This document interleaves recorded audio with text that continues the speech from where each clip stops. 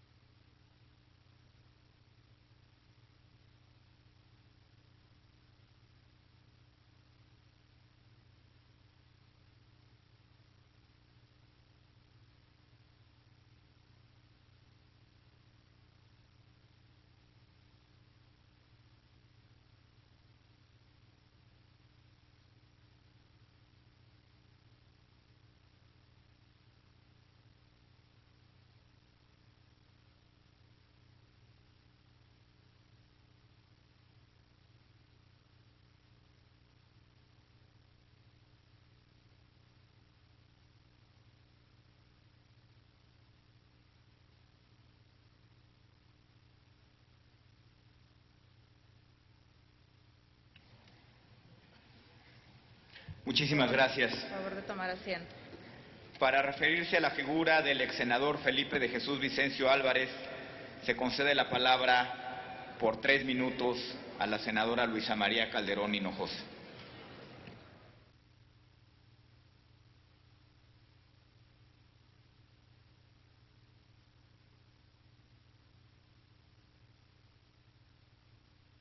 Con su permiso, señor presidente. Felipe de Jesús Vicencio Álvarez fue diputado a la 57ª legislatura por Jalisco y también fue senador de la República en los años 2000 a 2006. Él murió el pasado viernes de un cáncer feroz a los 52 años. Porque creo que fue un hombre ejemplar en el ejercicio de la buena política, vengo a tribuna para honrar su memoria. Todos lo recordamos por su estatura, por su fuerza, por la gravedad de su voz, pero lo recordamos más por la claridad de su pensamiento, por su clara misión de hacer de este país un mejor lugar para vivir. Felipe Vicencio estudió filosofía y estuvo cerca de los jóvenes toda su vida como profesor. Desde 1987 en varias instituciones enseñando filosofía mexicana y latinoamericana, y hasta la semana pasada en que, a pesar de su ya muy avanzada enfermedad, igual que a su trabajo en Sedesol, asistió a cumplir con su responsabilidad y a impartir en el ITESO la clase de Derecho de la Comunicación, una de sus convicciones. Felipe siempre vivió su vocación de servicio y convicción por el bien común. En los 90 escribió un primer libro sobre los derechos humanos y enseñó a conocerlos, defenderlos y hacerlos justiciables.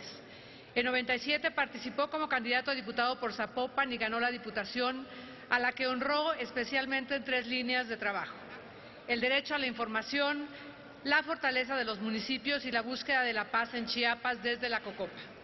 Era un hombre conciliador y optimista. siempre dispuesto a encontrar en el diálogo de los diferentes la solución para construir juntos el futuro. Siempre escuchaba, siempre recibía con apertura las opiniones y sugerencias de los demás y siempre, o casi siempre, encontraba el hilo conductor de lo que podía haber en común.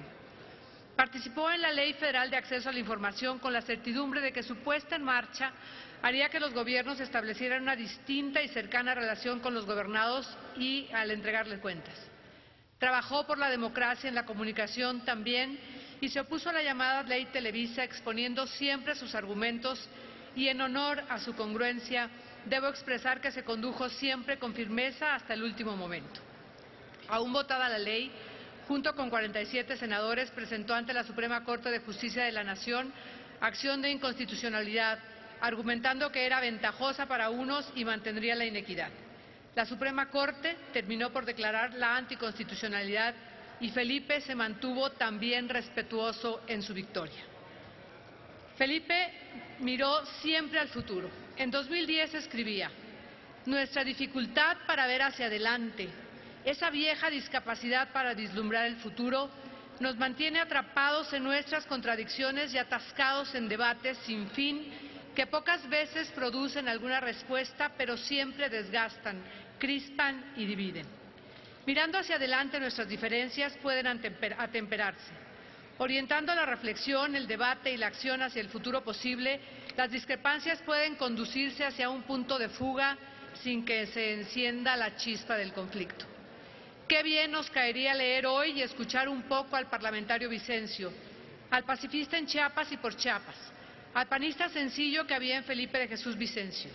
Si entre nuestras diferencias, en lugar de reenfrentarnos por el pasado, miráramos con esperanza y alegría el futuro, encontraríamos más motivos para alcanzar nuestros sueños que para reactivar nuestras diferencias.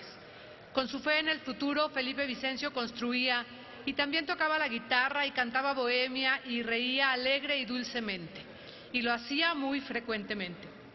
Como un hombre de bien, haciendo política la buena, el senador Felipe de Jesús Vicencio Álvarez dejó su huella.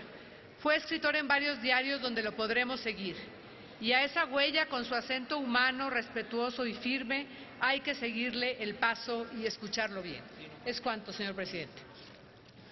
Muchas gracias.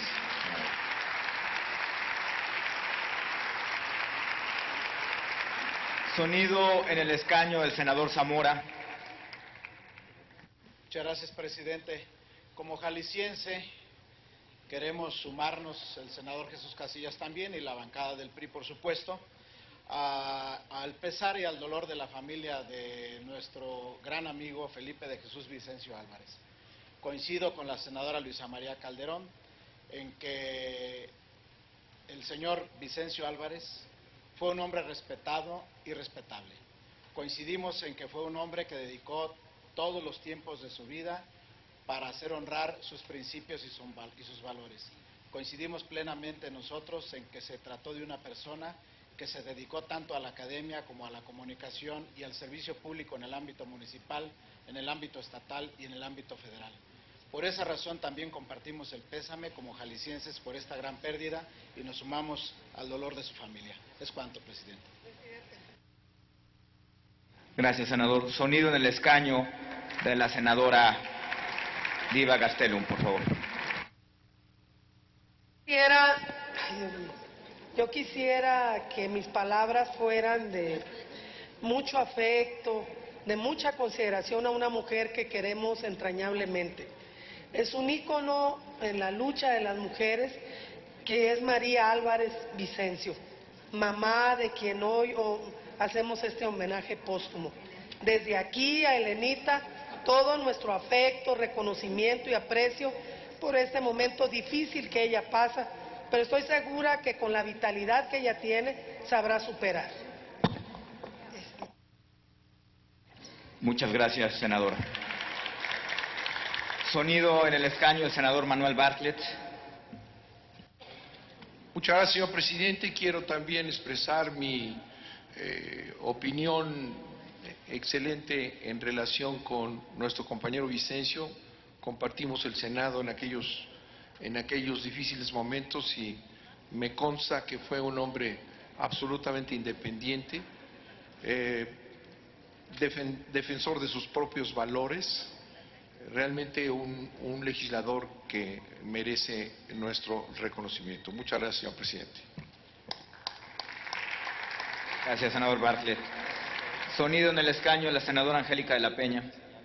Muchas gracias, presidente. También queremos expresar nuestro más sentido pésame a doña Elena, amiga nuestra, que efectivamente, como dice la diputada Diva Damira Gastelum, tiene todo nuestro reconocimiento, aun cuando ella milita en otro partido, siempre ha expresado públicamente las coincidencias en las que podemos trabajar juntas.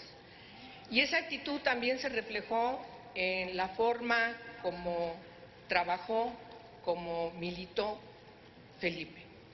Es necesario que hagamos un reconocimiento a su labor.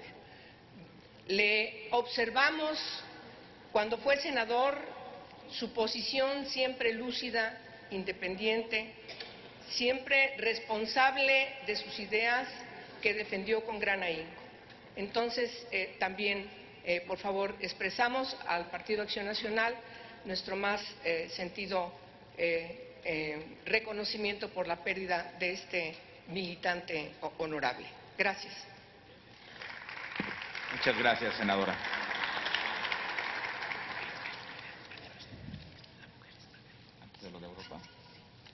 En otro apartado de nuestra agenda de hoy, los grupos parlamentarios expondrán sus pronunciamientos en torno a la conmemoración del otorgamiento del sufragio femenino en México. En consecuencia, tiene el uso de la tribuna la senadora Diva Damira Gastelum Bajo, del Grupo Parlamentario del Partido Revolucionario Institucional, hasta por 3 minutos.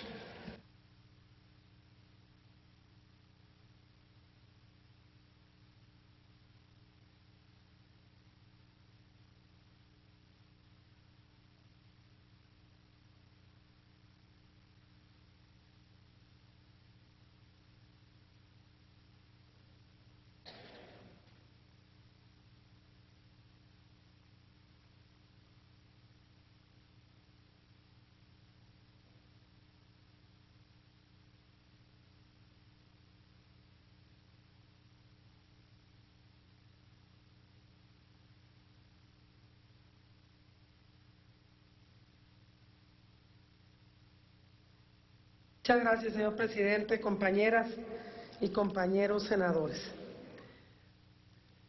Quiero agradecer en principio a esta mesa directiva y a la Junta de Coordinación Política por agendar un tema que para no solamente las mujeres mexicanas es importante, lo debiera ser y así lo creo para la sociedad en su conjunto. La ciudadanía plena de las mujeres no solamente se refiere a un hecho material, el hecho de ir a depositar físicamente un voto por un hombre o por una mujer. La ciudadanía plena de las mujeres va mucho más de este hecho que debemos hoy traer a esta tribuna, pero que debemos de revisar en todos sus términos. Tuvieron que pasar largos años de lucha de muchas mujeres, Margarita García Flores, de muchas mujeres como María Lavalle Urbina, de muchas mujeres como Alicia Arellano, de muchas mujeres que trabajaron todos los días en la creencia que hoy tenemos que los derechos humanos, los derechos civiles, los derechos políticos no son de un solo género, pertenecen a la generalidad de la sociedad. Por eso hoy, a 59 años, seguimos contando, porque la lucha no para aquí. Si bien es cierto, apenas hace unos meses se logró un debate que parecía imposible, que los partidos políticos pudieran registrar y respetar lo que marca la ley en lo referente a la cuota de género. Mucho regateo hubo, muchas salidas se tuvieron que buscar. Traigo a esta mesa el tema de las mal nombradas Juanitas, que debían de ser llamadas Juanitos, quienes solamente usaron el nombre de una mujer para luego sentarse en una posición ganada a pulso por nosotras. En esta ocasión no funcionó y espero que no funcione. Al menos ya han transcurrido más de un mes de iniciadas las legislaturas y no alcanzamos a ver esta estrategia y esperemos que no sea así, porque en esto no perdemos las mujeres, pierde la democracia del país, perdemos todos y todas las mexicanas. Hoy, a 59 años, hay muchas cosas por hacer. Nos siguen regateando en los congresos locales, no estamos visibilizadas en su totalidad las mujeres como debiéramos de ser, pero uno de los asuntos más lastimosos son los ayuntamientos municipales. Regularmente oscila entre 3.9, 4.6 y no salimos de ese porcentaje. Pareciera que la parte del Ejecutivo no está asignada a las mujeres o no está pensada también para las mujeres. Hace muy poco teníamos una gobernadora, Ivonne Ortega, que fue una excelente gobernadora, acaba de entregar.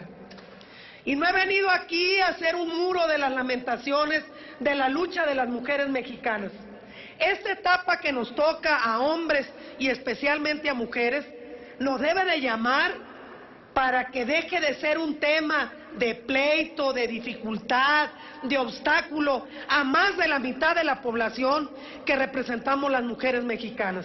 Por eso estoy aquí muy optimista, iniciando un nuevo periodo de un gobierno federal en breve, pero también trayendo aquí a la mesa que la primera gobernadora fue del PRI, la primera senadora de la República.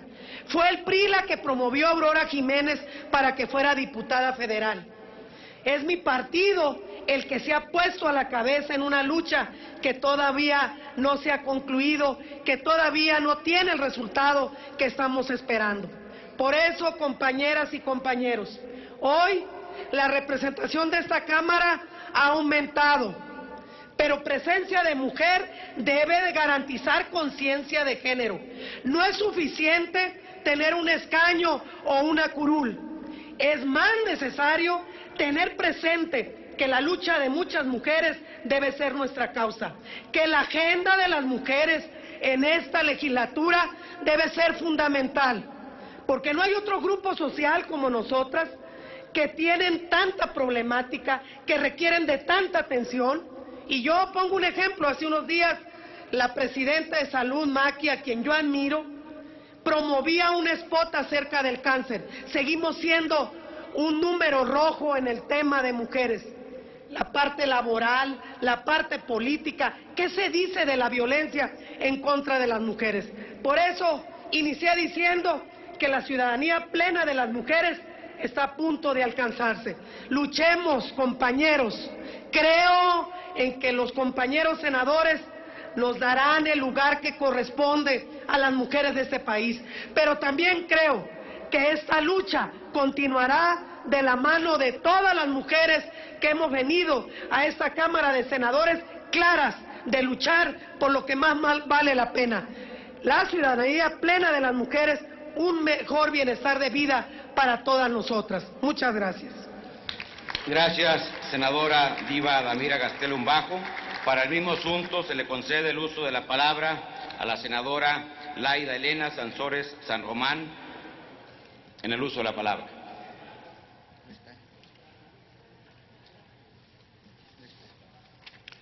No se encuentra la senadora, por lo que a continuación se le concede el uso de la palabra a la senadora Mónica Arriola Gordillo para hablar sobre el mismo tema.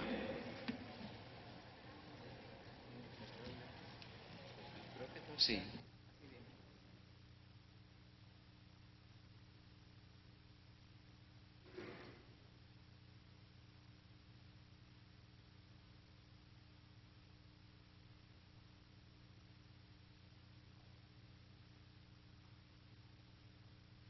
Buenos días, compañeras y compañeros legisladores. Permítanme empezar esta intervención citando a Simone de Beauvoir, heroína en muchos sentidos de las causas que hoy conmemoramos. El día que una mujer pueda no amar con su debilidad, sino con su fuerza, no escapar de sí misma, sino encontrarse, no humillarse, sino afirmarse, ese día el amor será para ella, como para el hombre, fuente de vida y no un peligro mortal. La cito porque hoy recordamos un día central en el reencuentro de las mujeres consigo mismas, un día en el que nos volvimos sujetas de un derecho que me permite estar aquí frente a ustedes. Aprovecho esta enorme oportunidad para recordarles que todavía no hemos terminado y nuestra lucha sigue vigente. Falta mucho por hacer en materia de equidad y de justicia, y más aún, falta mucho por hacer para que mujeres y hombres juguemos en una cancha pareja sin desniveles. Tenemos tareas pendientes para que las mujeres sean sujetos de los mismos derechos que los hombres, porque créanme que en materia de obligaciones ya nos emparejaron sin pudor alguno.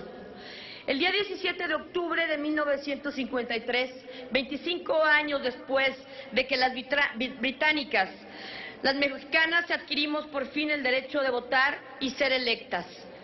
México, de los últimos países en América Latina en reconocer este derecho, se abría a darle cabida a las voces en unísono de una comisión de mujeres que luchaban por su reconocimiento como ciudadanas sujetas de derechos y obligaciones. Entre ellas, la maestra Guadalupe González. No obstante, ser mujer en estos tiempos era sinónimo de discriminación, desventaja e inferioridad en todos los ámbitos sociales, incluyendo el hogar. La marcada presencia de las mujeres en las luchas y movimientos sociales, desde la independencia hasta la construcción de la institucionalidad y democracia en el México moderno, debe ser hoy para todas nosotras, hijas, madres, hermanas, profesionistas, amas de casa, legisladoras, un ejemplo a seguir y un modelo a replicar. Los roles femeninos ciertamente se han ampliado, pero sirva de pretexto el día de hoy para reconocer y conmemorar a nuestras antecesoras en la incansable lucha por fortalecer nuestro papel en la sociedad y permitirnos estar aquí presentes. Mujeres de ayer, gracias por no claudicar y lograr que sus ideas modificaran un sistema político mexicano altamente excluyente, con una cultura política precaria y autoritaria, y un sistema de valores arraigado en el rol predominante del hombre en la esfera pública. Mujeres de hoy, gracias por seguir gestando y articulando un discurso propio que nos siga abriendo lugares en los diferentes espacios. Gracias por seguir abonando a la creación de principios sustentados en la igualdad y la equidad, y por perpetuar nuestros valores a partir de la familia. Hombres de ayer y de hoy, gracias por sumarse a la lucha y ayudarnos a ser partícipes de la construcción de un país y el modelo de desarrollo que beneficie a las futuras generaciones. Gracias a la unión de ambos géneros es que las condiciones de vida de las y los mexicanos han ido mejorando. Sin embargo, la conmemoración que nos reúne debe comprometernos aún más a permitir que las mujeres incrementemos nuestra participación en la toma de decisiones, basada en el empoderamiento, no solo de las mujeres del ámbito urbano, sino de aquellas trabajadoras, campesinas e indígenas que apoyan a la economía de sus familias y del México incluyente por el que seguimos dando la batalla. Nuestra misión es la misma: luchar contra las discriminaciones culturales que no se resuelve solo con leyes, sino con perseverancia, con coraje, con educación, con argumentación, pero sobre todo con testimonios y con ejemplos. Es tiempo de terminar con las discriminaciones arbitrarias el día en que las mujeres y los hombres tengamos los mismos derechos y las mismas obligaciones. Ese día nuestro país será verdaderamente plural y moderno, garante de los derechos humanos. Hagamos de este espacio uno de resistencia contra el olvido, donde guardemos en nuestra memoria a aquellas mujeres valientes, defensoras de la libertad y sus derechos, aquellas portadoras de sueños, de justicia, de equidad y de igualdad ante la ley, pues no hay justicia sin verdad, ni verdad sin memoria. Hagamos, pues, de nuestra memoria nuestro compromiso para que el olvido no se lleve a paso la lucha. Reconozca a las y los que se atrevieron y conmemore a las mujeres con nombre y rostro, pero también a las incógnitas que dieron vida a este sueño. Muchas gracias por tu atención. Presidente. Gracias, senadora Mónica Arreola Gordillo. A continuación se le concede el uso de la palabra a la senadora María Elena Barrera Tapia, del Grupo Parlamentario del Partido Verde Ecologista de México, en el uso de la palabra.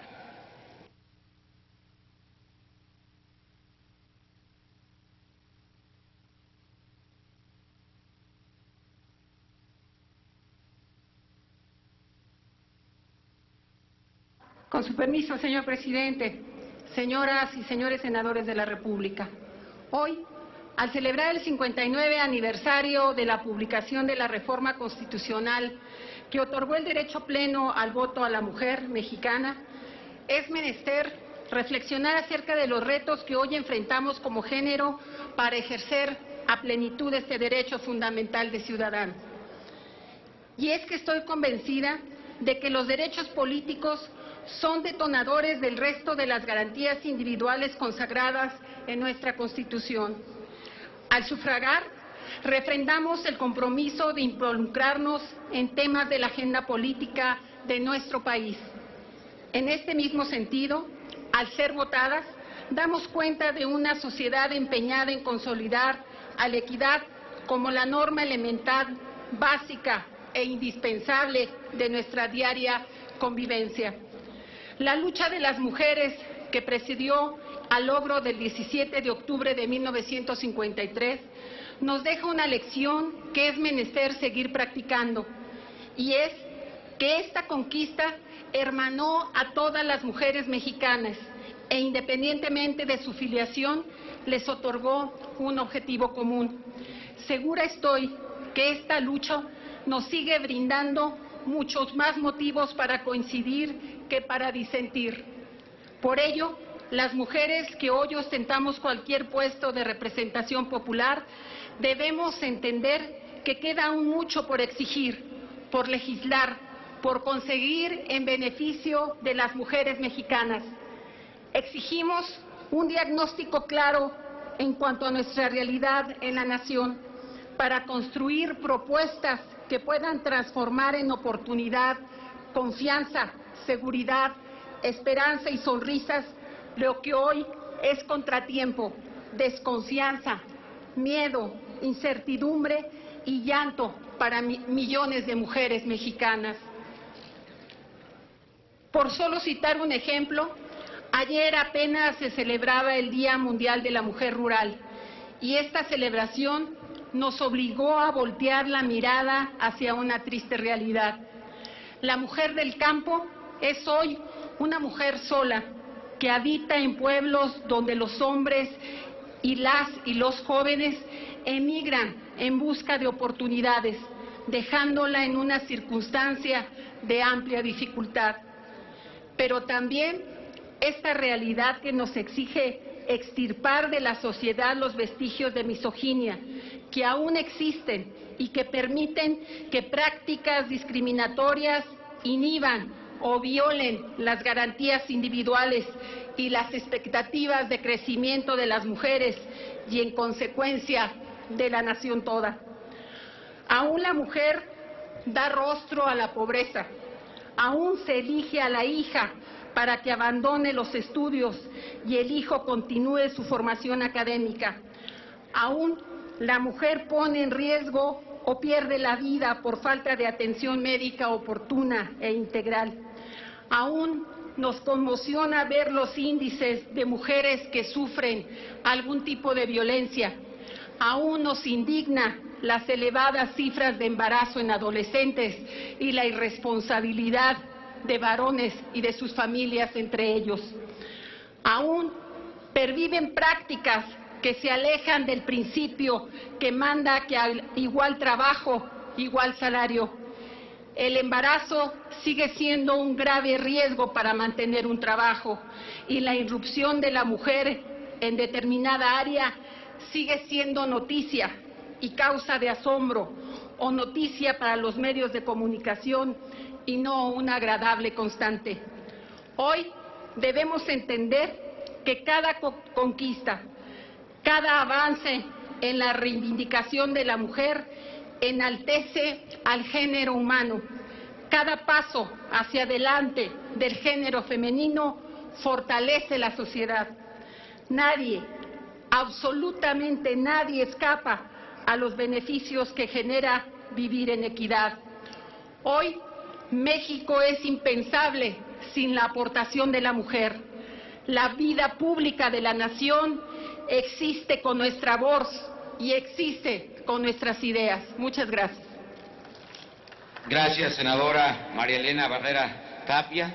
A continuación, para el mismo asunto, se le concede el uso de la palabra a la senadora Angélica de la Peña Gómez, del Grupo Parlamentario del Partido de la Revolución Democrática.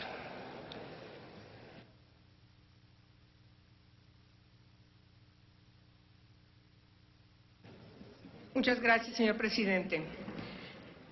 Señoras senadoras, señores senadores, el maestro Ignacio Galindo Garfias, en sus comentarios sobre la reforma al artículo 34 constitucional, enfatiza que por lo que atañe al reconocimiento de la ciudadanía de la mujer mexicana, dice que ni la Constitución de 1917 ni la Constitución de 1856, ni en los documentos políticos fundamentales que han regido a México, se ha negado de manera expresa la categoría jurídica de la ciudadanía de la mujer mexicana. En todos ellos, dice, se habla en términos indiscriminados que son ciudadanos de la República los mexicanos que reúnan los requisitos que establecían los distintos documentos constitucionales. Por ejemplo, tener la nacionalidad mexicana, una determinada edad y un modo honesto de vivir. Se abunda que en estricta interpretación jurídica podría entenderse que tanto hombres como mujeres que se encuentran situados en los supuestos previstos del artículo 34 es ciudadano mexicano.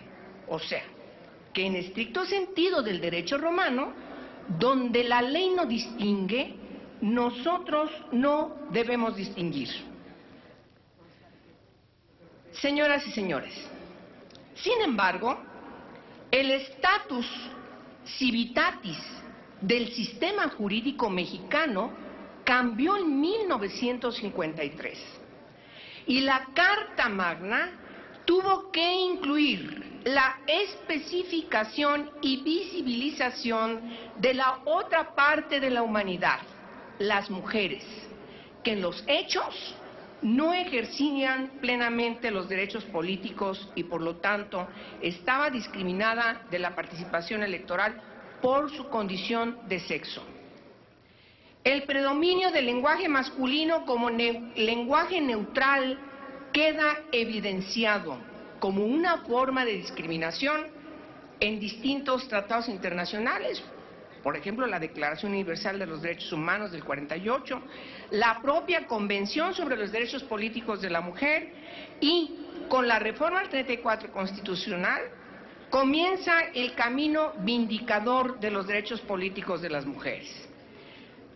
La conmemoración del aniversario del voto de la mujer del 17 de octubre del 53 nos recuerda la gradualidad, por cierto inconclusa, de la justa equiparación de los derechos civiles y políticos de las mujeres en las que se funda el decreto de reforma constitucional de la 42ª legislatura en comento, que habiendo sido un paso determinante en los precedidos en la reforma del 38, inconclusa en su proceso legislativo, o el reconocimiento del voto femenino en las elecciones municipales del decreto de febrero del 47, o de las acciones afirmativas hacia la equidad, o como ahora, hacia el establecimiento expreso que tendríamos que emprender de la igualdad sustantiva y efectiva en el marco jurídico mexicano, incluso fundado por cierto, esta reforma rescatando los mismos argumentos de las organizaciones sufragistas y feministas de la primera mitad del siglo XX. Destaco, por ser relevante, como a través de la historia moderna se ha demostrado que la preocupación de que las mujeres somos fanáticas, desestabilizadoras de la familia, libertinas o pasionales, expresada por algunos personajes de aquella época y, por cierto, también de ahora, son prejuicios propios de quienes piensan que las mujeres somos impreparadas, tontas e incapaces. También la historia contada, por cierto, por las propias mujeres con sus intervenciones en el Congreso ha evidenciado que durante las decenas de años que le han seguido a la entrada en vigor del 17 de octubre del 53 de esta reforma que nos otorga el derecho al voto, que no es suficiente las reformas a la Constitución si no se emprenden las acciones desde todos los ámbitos administrativos, judiciales, presupuestales, sociales y culturales para la eliminación de las formas de discriminación que se siguen perpetuando desde diversas instituciones gubernamentales y no gubernamentales, que se resisten al reconocimiento de la igualdad de nuestros derechos civiles y políticos y, por desgracia, sigue prevaleciendo esta visión androcéntrica. La reforma del 53 le alcanzó la otra gran reforma emprendida en Estados Unidos para concebir la discriminación afirmativa hacia el reconocimiento de los derechos civiles de la población afroamericana. Las propias reformas en México al artículo 4 constitucional en el 75, del proceso que se reconoce importante reforma electoral del 96 y, por supuesto, las del 2011. Hoy, menos del 5% de las presidencias municipales está ocupado por mujeres. Se ha intentado insistir que desde los partidos políticos se ejerza el 2% de su presupuesto para la capacitación, promoción y desarrollo de los liderazgos femeninos de las mujeres. Se sigue trabajando en seguir impulsando el reconocimiento de los derechos de las mujeres, pero yo creo, señoras y señores, que ya debemos parar esta gradualidad. Creo, y con esto termino, que el Senado de la República tiene enfrente la gran oportunidad histórica de que efectivamente trascendamos para la inclusión del principio rector de los derechos humanos de las mujeres, que es la igualdad sustantiva y efectiva en nuestra Constitución, para desde allí emprender todo el proceso nacional hacia una verdadera inclusión y reconocimiento y ejercicio de los derechos civiles y políticos de las mujeres mexicanas. Es cuanto. Muchas gracias. Gracias, senadora Angélica de la Peña Gómez. A continuación, se le concede el uso de la palabra a la senadora Marta Elena García Gómez, del Grupo Parlamentario del Partido Acción Nacional.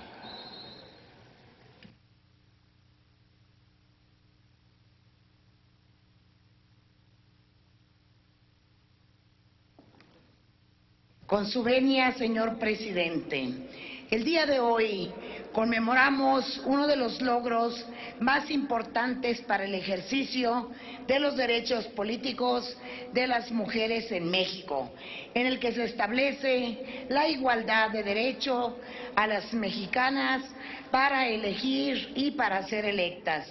En nuestro país, el ejercicio de nuestros derechos políticos se dio posterior a que la Organización de Naciones Unidas recomendara en 1952 a todos los países miembros que se realizara la modificación legislativa necesaria para revertir esta limitación como condición indispensable para considerar la existencia de un sistema democrático. No obstante, a 59 años del reconocimiento del sufragio femenino en México, no podemos dejar de reconocer que hemos logrado aprobar y ejecutar medidas para coadyuvar en la participación política de las mujeres. Entre estas medidas se encuentran las cuotas de género como mecanismo de acción positiva orientadas fundamentalmente a resolver el tema de la exclusión, tanto en presencia como para ejercer en igualdad de condiciones un derecho ciudadano, ser electas. Este reconocimiento se cristaliza a partir de la sentencia de la Sala Superior del Tribunal Electoral del Poder Judicial de la Federación en noviembre del 2011, mediante el cual se confirma el acuerdo del Consejo General del Instituto Federal Electoral para el registro de las candidaturas a los distintos cargos de elección popular para el proceso electoral federal 2011-2012. Este hecho marca un parteaguas para garantizar la equidad de género en las nominaciones y anular la posibilidad de repetir el caso de las llamadas Juanitas en las candidaturas de mayoría relativa. En este marco, el día de hoy, las mujeres que ocupamos una curul o un escaño dentro del Poder Legislativo de la Unión, sabemos del compromiso que deriva la sentencia y de la responsabilidad de legislar a favor de la participación política de las mexicanas. No obstante, la paridad aún se encuentra en construcción. Esto, compañeras y compañeros senadores, debe emanar de la confianza que nos brindó la ciudadanía a través del voto y del respeto a los valores democráticos. Es un hecho innegable que la 62ª legislatura en ambas cámaras hoy tiene la mayor representación política de las mujeres. Pese a ello, aún ahora hay partidos políticos que no conciben la idea de que haya un número igual de candidatas y candidatos de cada género o puestos de elección popular. Ejemplo de ello es el hecho de que actualmente en México no contamos con ninguna mujer gobernadora de un estado y no existe la equidad de género en los municipios a nivel de regidurías y sindicaturas. Cabe preguntarse por qué tanta reticencia de los institutos políticos para postular a una mujer a un cargo de elección importante. Es increíble que deba ser la ley la que obligue a los partidos a abrir esos espacios para las mujeres, cuando debe de ser una cuestión de respeto a la igualdad y al ejercicio pleno de los derechos políticos.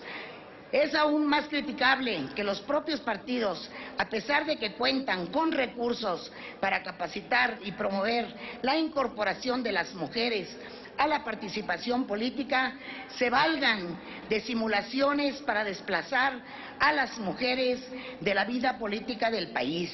Es por eso que desde esta tribuna debemos hacer el compromiso de continuar trabajando por el reconocimiento y respeto a nuestros derechos políticos desde todos y cada uno de los ámbitos de acción, ya que la igualdad de género es un rasgo determinante para hablar y defender la democracia. Modificar esta realidad es un reto que las mujeres podemos enfrentar por la vía de la representación desde cualquier trinchera en la que estemos paradas.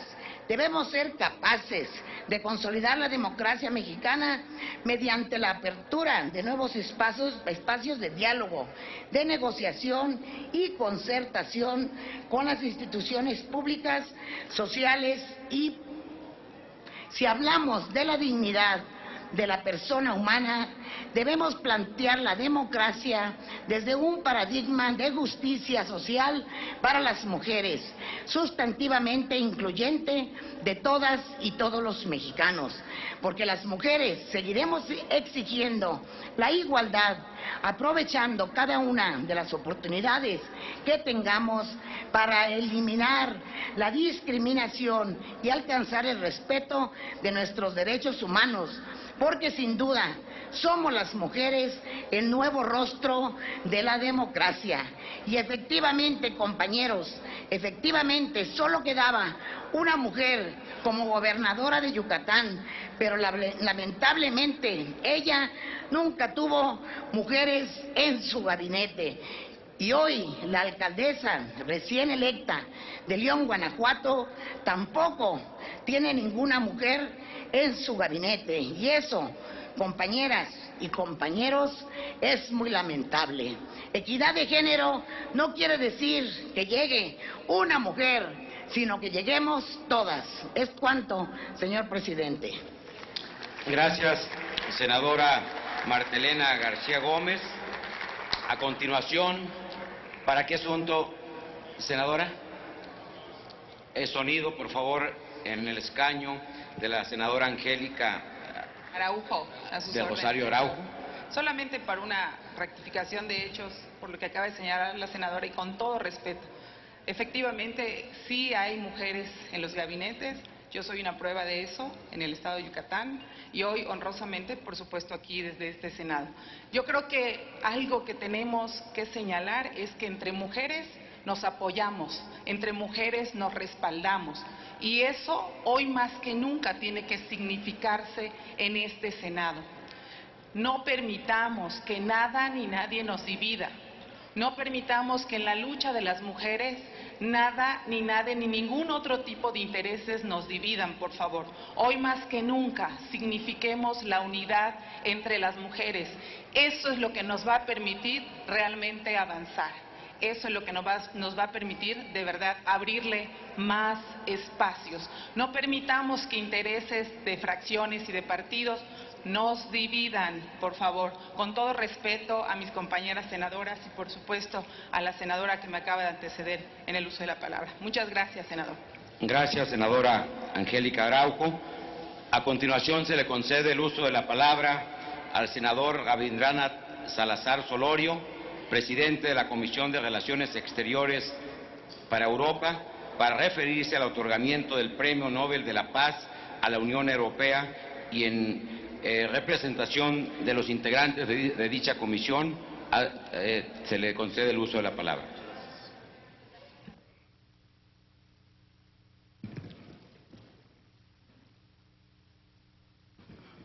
Con el permiso de la mesa, compañeras, compañeros senadores, destacar que el presente pronunciamiento ha sido firmado por la totalidad de los integrantes de la Comisión de Relaciones Exteriores con Europa, por el senador Óscar Román Rosas González, el senador César Octavio Pedrosa Gaitán, el senador Salvador Vega Casillas, el senador Teófilo Torres Corzo, el senador Luis Fernando Salazar Fernández, la senadora Hilda Estela Flores Escalera, senador Carlos Romero de Champs y el senador Carlos Alberto Puente Salas.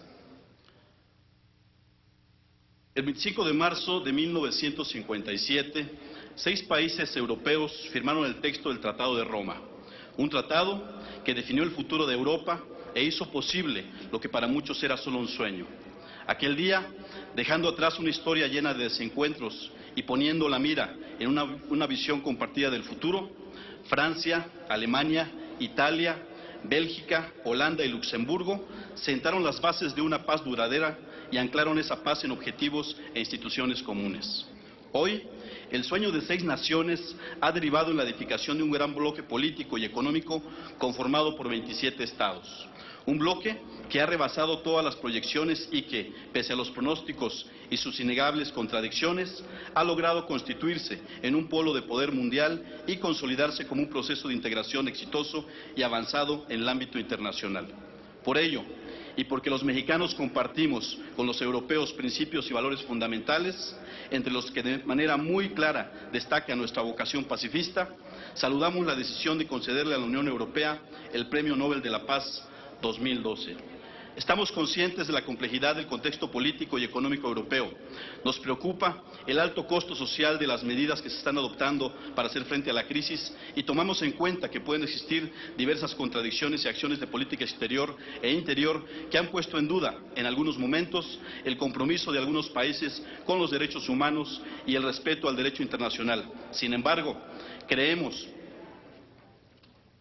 que el objetivo de haber alcanzado una paz permanente entre quienes padecieron los efectos más devastadores de las dos guerras mundiales que definieron el siglo XX constituye una razón suficiente para distinguir a la Unión Europea con el premio más representativo y significativo de nuestro tiempo. En tiempos de paz, es difícil recordar los horrores inherentes a un conflicto armado y resulta fácil descalificar los méritos y los alcances de la convivencia pacífica. Por ello, creemos que el Nobel de la Paz concedido a la Unión Europea, más que un premio, representa la conmemoración de un acontecimiento histórico de gran impacto en la historia de la humanidad. En ese sentido, el Premio Nobel de la Paz concedido a la Unión Europea nos da el momento perfecto para compartir con ustedes una breve reflexión sobre las oportunidades y los retos futuros de la Unión Europea, al igual que de nuestras relaciones bilaterales. Europa es, y lo ha sido desde siempre, un referente fundamental cuando hablamos de las grandes luchas políticas y sociales que han forjado la realidad de nuestro tiempo. Asimismo, los países europeos han sido actores protagónicos de los avances y capítulos más importantes de la humanidad. Como consecuencia, la mayor de las naciones europeas en nuestro tiempo son un ejemplo de respeto a la dignidad humana, de paz y de libertad, de tolerancia y solidaridad, de democracia y de Estado de Derecho. De ahí la importancia que para nuestro país revierte el futuro del proceso de integración europea. Las afinidades entre nuestros países son mayores a las distancias geográficas que nos separan, y el diálogo y la cooperación en todos los niveles han sido los cimientos sobre los cuales nuestros pueblos han logrado edificar una relación de raíces profundas e innumerables afinidades históricas, una relación de amistad sustentada en principios democráticos fundamentales y en una visión compartida del futuro, en donde nuestros pueblos están llamados a jugar un papel determinante en la construcción de un nuevo orden internacional basado fundamentalmente en la legalidad, la tolerancia y el respeto a la diversidad.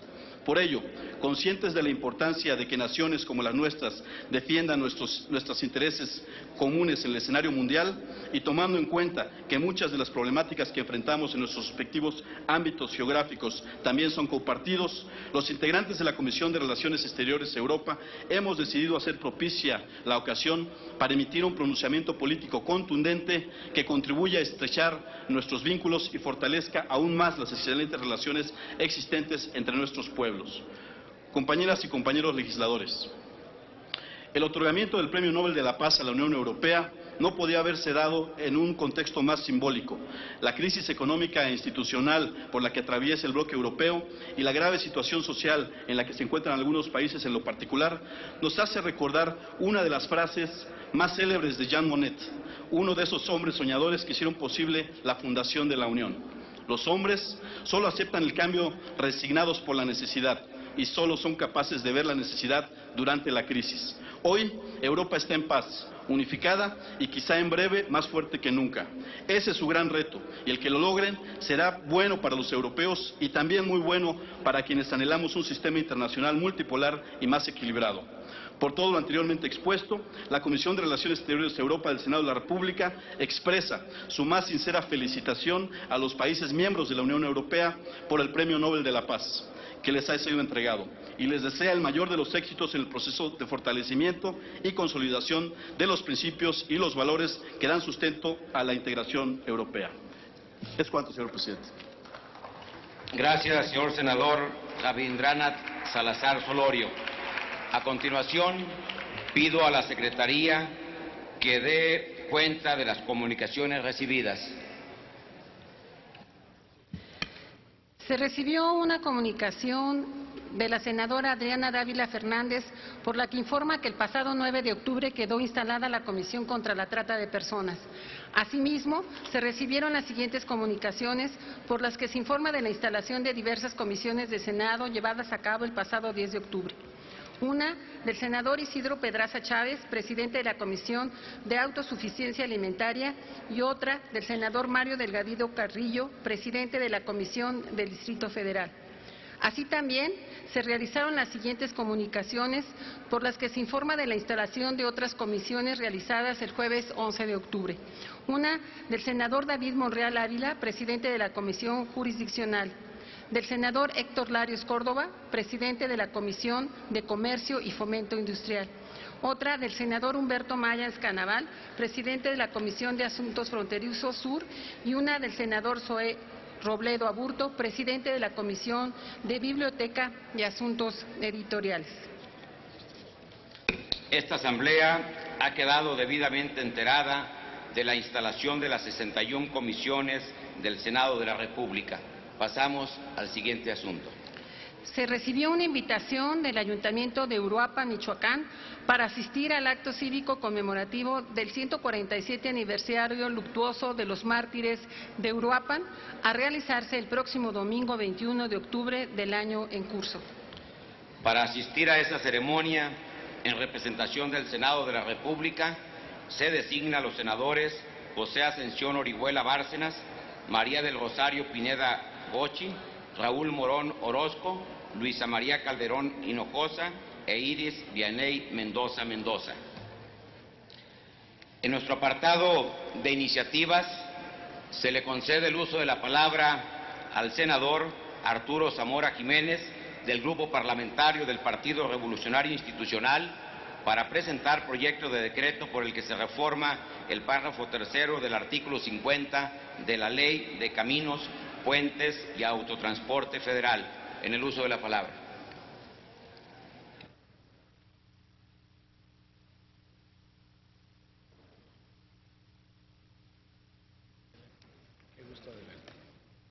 Gracias, presidente, mesa directiva, senadoras y senadores. El objeto de esta iniciativa es modificar el párrafo tercero del artículo 50 de la Ley de Caminos, Puentes y Autotransporte Federal.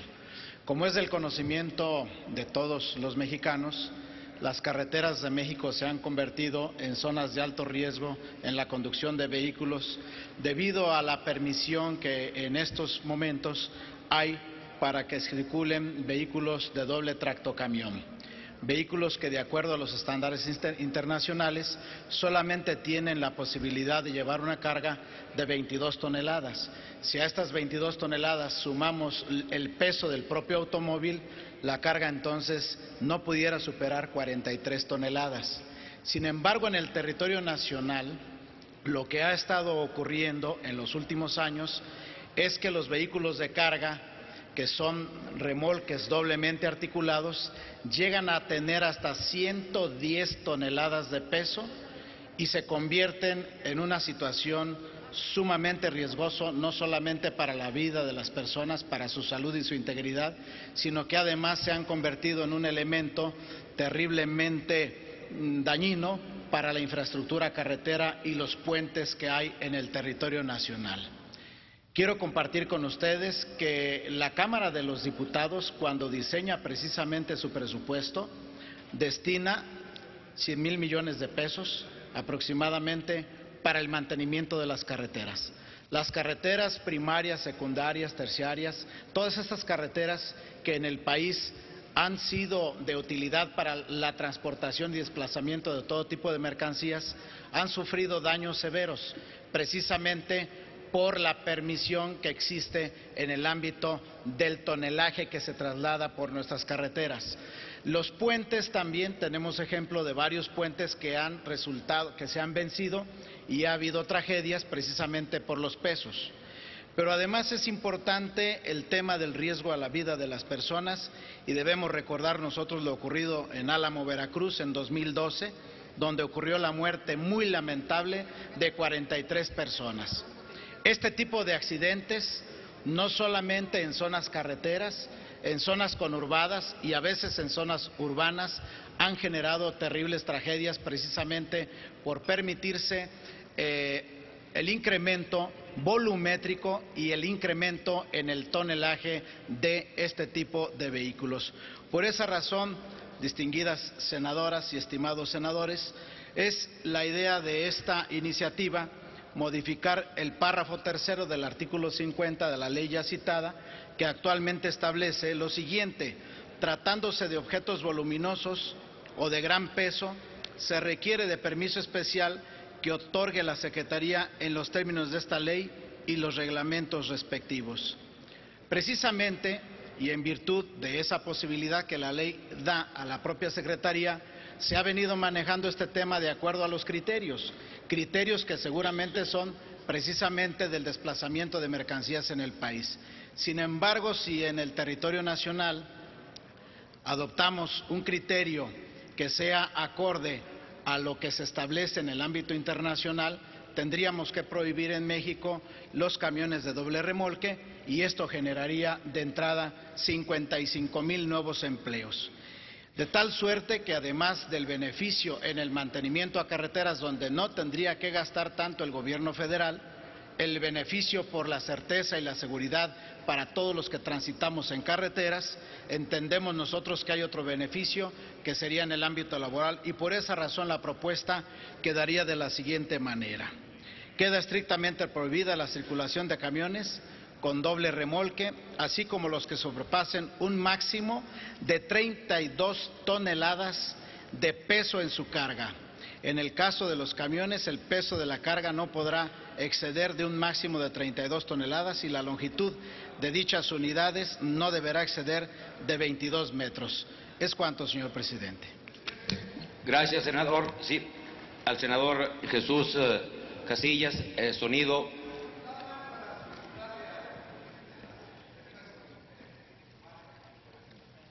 Señor senador Arturo Jiménez, pido a la Secretaría que tome nota también el senador Pedraza, el senador López Brito, pido que a la Secretaría que tome nota igualmente Teófilo Corso, para que se adhieran a la iniciativa que antes referida.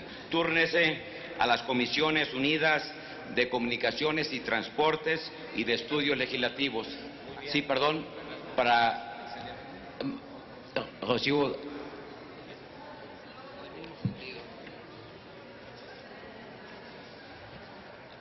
A la senadora Rocío, pido también que a la Secretaría que tome nota de su inquietud para sumarse a dicha iniciativa. Con todo gusto.